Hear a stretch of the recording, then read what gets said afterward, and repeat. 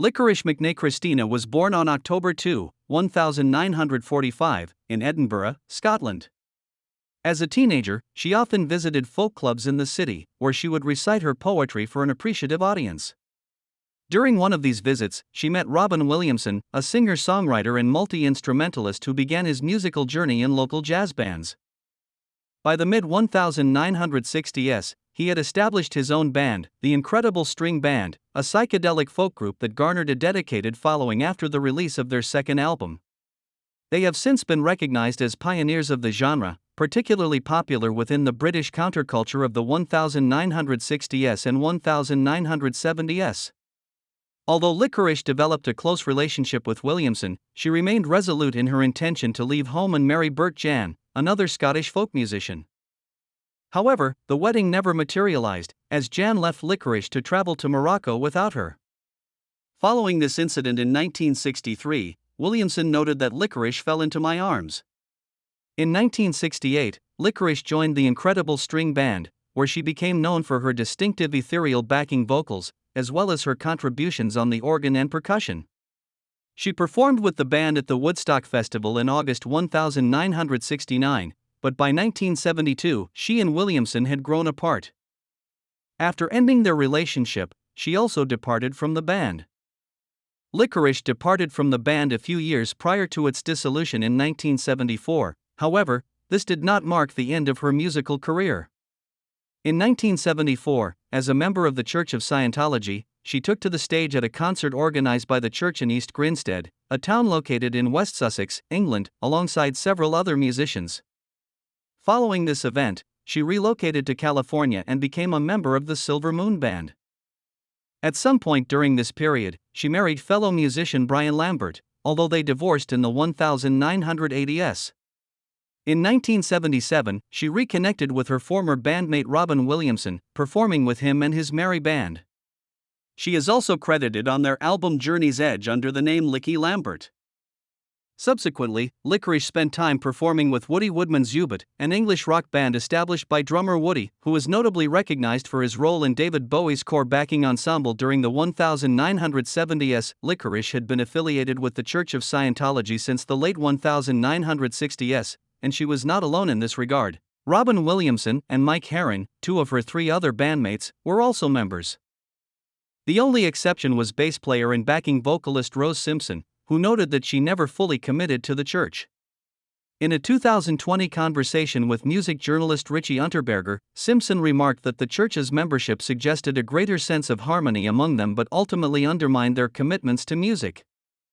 She observed that writing, playing, and performing had shifted from being a spiritual and creative focus to a necessary source of income, leading her to begin distancing herself from the group. The individual distanced herself emotionally from her bandmates, expressing that her involvement was more of a lifestyle than merely a profession. She indicated that if her bandmates were dedicated to a cause and she was not, it created a significant rift between them. Simpson perceived the church as having a cult-like atmosphere, feeling considerable pressure to align with Scientology, similar to her fellow band members. Ultimately, she decided to leave the band in early 1971, stating that the other members of the Incredible String Band made it abundantly clear that she needed to share in their commitment. She remarked on her departure from everything, including her future with the band and her current friendships. Simpson also mentioned that she would not have left had her bandmates not exerted pressure on her to join Scientology. Following her exit, Licorice's whereabouts became uncertain. She last visited her family in Edinburgh in 1986, but since 1990, her location has remained unknown. According to her sister, Licorice was recuperating from surgery in Sacramento, California, that year. However, music journalist Mark Ellen reported in 2000 that she was last seen in 1987, hitchhiking across the Arizona desert. Her family has not heard from her since, and it remains unclear whether they ever reported her missing. Although Licorice's name may not be as recognized today as it was in the 1960s and 1970s, it is notable that no one of her former prominence has managed to disappear in such a manner.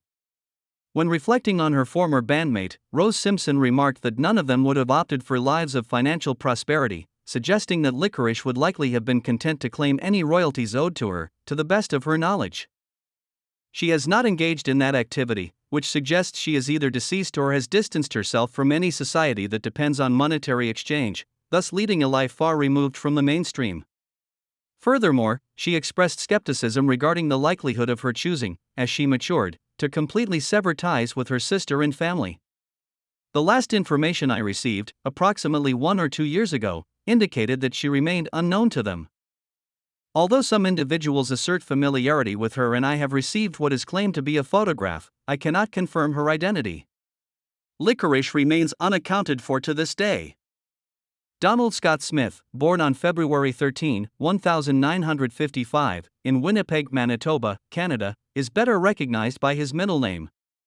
He exhibited musical talent from a young age, beginning his studies in guitar before transitioning to bass at the age of 12.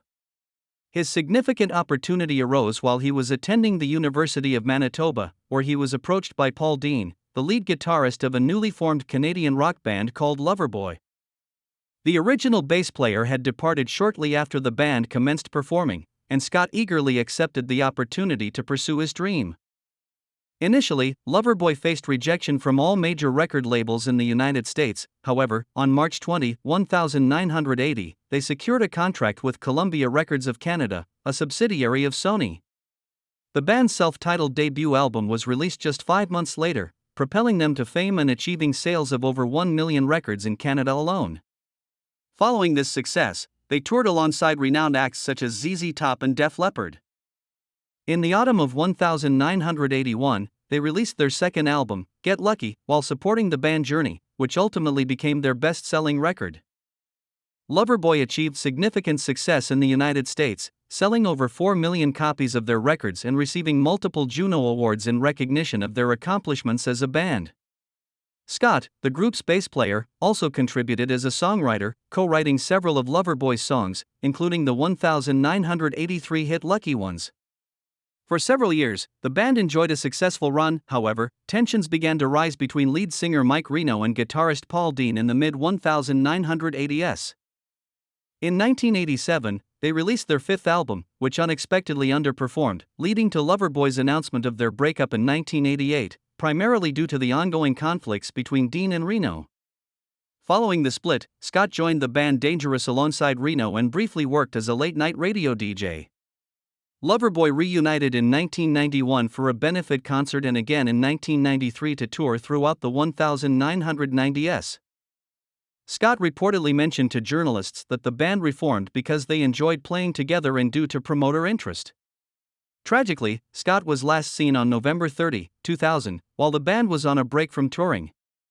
On that day, he took out his 36-foot sailing boat, named the Sea Major, intending to sail to a marina south of Los Angeles with his fiancée, Yvonne Myatt, and longtime friend Bill Ellis, who had been a roadie for Loverboy in the 1980s. The trio planned to stop in Mexico before reaching Los Angeles. Bill later recounted the day's events to the Montreal Gazette, stating that they were just 2 hours out from the dock in San Francisco when Scott was suddenly no longer present. The subsequent moment he was no longer present, the event transpired with remarkable swiftness. Reports indicate that the day commenced without incident, characterized by a slight fog and calm winds. However, at approximately 4:48 that afternoon, the weather conditions deteriorated abruptly. Both Bill and Yvonne were situated below deck when a 25-foot wave struck the vessel, causing it to tilt and dislodging the steering wheel. Bill recounted, "I went below to don my foul-weather gear in order to relieve Scott, and then the wave struck, causing the boat to capsize. Within moments, he returned to the deck only to discover that Scott was missing. They attempted to retrace their steps but were unable to locate any debris, cushions, or the man overboard pole." 20 minutes later, following a distress signal from the Sea Major, a Coast Guard helicopter arrived, accompanied by 2 boats that reached the site 10 minutes thereafter. Unfortunately, there was no sign of Scott, and the deteriorating weather conditions necessitated the premature cessation of the search. The following day, efforts to locate Scott or his remains resumed but were ultimately concluded that afternoon by the Coast Guard. In response, Bill, along with friends and family, engaged a private search team to continue the search until Sunday. Regrettably, no trace of the 45-year-old was found, and he was declared missing and presumed dead, leaving behind 2 young children and his fiancée. In 2007, Mike Reno, the lead singer of Loverboy, reflected on the loss of one of his closest friends, expressing his disbelief at continuing with the band. "The last thing I felt like doing was performing the songs that Scotty, the band, and I had played together for 22 years, he remarked, acknowledging the profound impact of the tragedy. Supportive messages from friends facilitated his return to music, with fans expressing that it would be a profound loss if Loverboy never performed again. That same year, the band released a new album featuring the track Stranded, a tribute to their bassist, whose remains, Scott, have never been found. Ilenia Kissi was born on November 29, 1970, in Rome, Italy. She is the eldest daughter of Albano Kissi, a renowned Italian singer and actor with over 25 million records sold, and Romina Power, an actress and singer born in Los Angeles. Ilenia is also the granddaughter of celebrated Golden Age Hollywood actors Tyrone Power and Linda Christian. Her acting career commenced at the age of 13 when she appeared alongside her parents in the film Champagne in Paradiso. 6 years later, she became the host of the Italian version of Wheel of Fortune. Despite her family's legacy in the entertainment industry, Ilenia was not particularly drawn to acting or singing. Instead, she aspired to be a novelist. She relocated to London, England, to study literature at King's College, where she achieved the highest marks in her class. However, a desire for adventure began to emerge within her. Her mother mentioned that Ilenia wished to find characters for a book she was writing. Consequently, Ilenia decided to pause her studies to embark on a solo journey.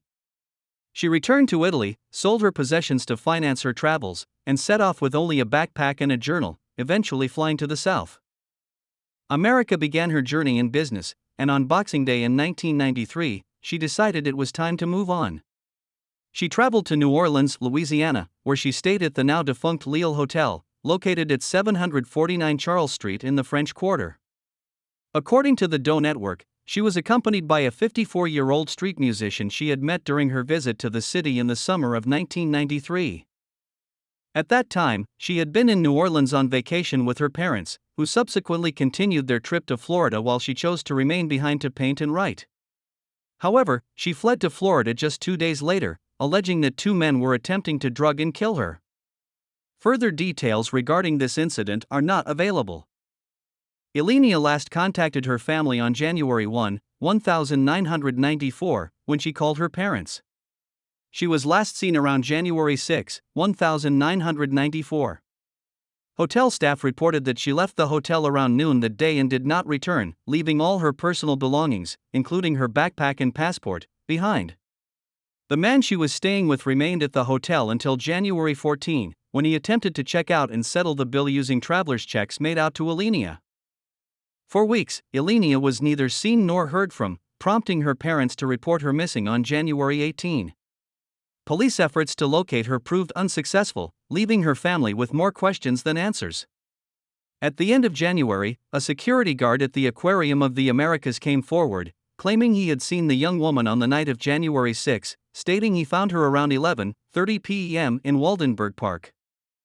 On the western bank of the Mississippi River, a woman was observed sitting on a pier. She was described as having blonde hair and being between the ages of 18 and 20. She wore a jacket over a floral dress. When approached, she was informed that she could not remain in the park after hours, to which she allegedly responded, "It doesn't matter, I belong in the river." Subsequently, she jumped into the water and swam toward the center. However, she soon began to struggle and called for assistance. A passing boat created significant waves, causing her to vanish beneath the surface. The Coast Guard conducted a search spanning 90 miles of the river but found no trace of her. It has never been confirmed that this woman was Elena, and no bodies matching her description have been recovered.